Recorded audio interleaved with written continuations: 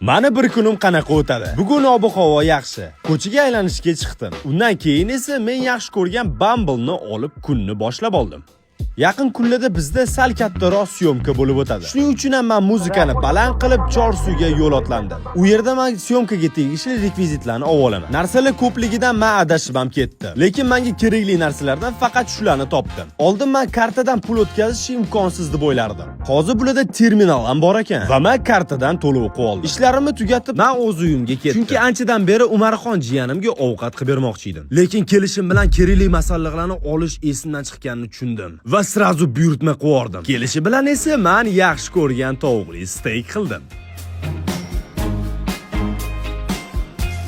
Mana tayyor bo'ldi. Endi buni olib Umarxonning oldiga ketdik. Yo'lda qarasam benzinim kam bo'lib qopti. Yangi mashinaga 95-benzin ketar ekan. Bir kunda shuncha xarajat qilish odamlarni qo'rqitishi mumkin. Lekin men ko'pchilik kabi Uzcarddan foydalanaman. Hatto qanaqa qilib to'layotganimni ham sezmay qolaman. Hammasi juda oson. Ammo bu jarayon ortida juda katta tizim ishlaydi. Shuningdek, Uzcard 35 ta bankni birlashtirar ekan. Hammasi faqat biz muammosiz va qulay to'lov qilishimiz uchun. Mana Umarxonning oldiga ham keldik. Endi steak yeb ko'radi. Ketdik, reaksiyasini ko'ramiz.